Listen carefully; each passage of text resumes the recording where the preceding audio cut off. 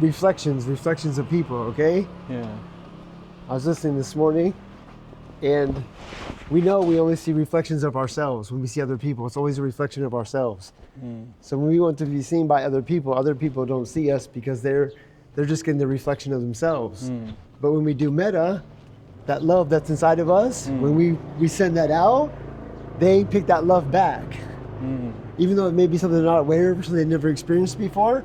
Yeah. But that spark of life, that love, that's what they're recognizing. So that's why when you do metta, people will recognize. Yeah. But if you just go there and you're just being you and just going there to like raise a frequency or something, people don't realize that because they're not high frequency. So they're not seeing the reflection back. They're just seeing reflected back what they are. They're seeing you, if they're impatient, if they're judgmental, that's what they're doing. They're over there judging you. They're doing whatever they're doing. Yeah.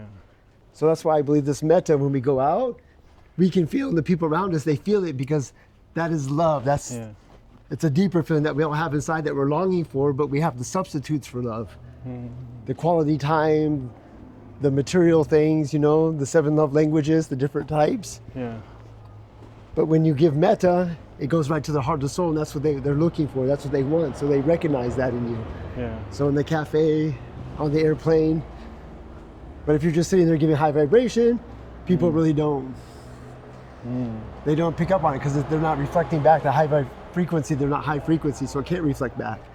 If you got somebody on the airplane that is high frequency, and you're just doing high frequency, then they'll recognize because they'll hear like a tuning fork, the law of resonance. Yeah. But unless that's going on, you'll just be by yourself all the time wherever you go. I think that's what you experienced maybe. We went to a booth the other day. Yeah.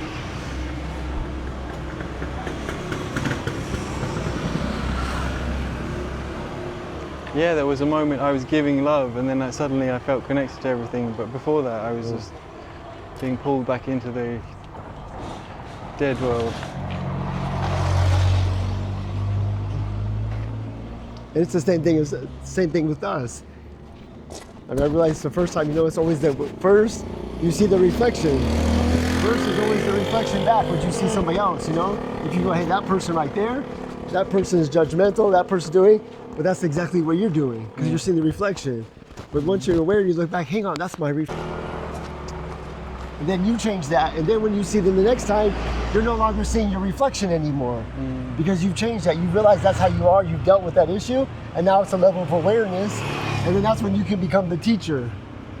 Should they choose, then you can slip in a conversation or not, but at least you're aware of, hey, this is what's going on with that person. That character, that's the role that they're playing. They're playing the jealous person.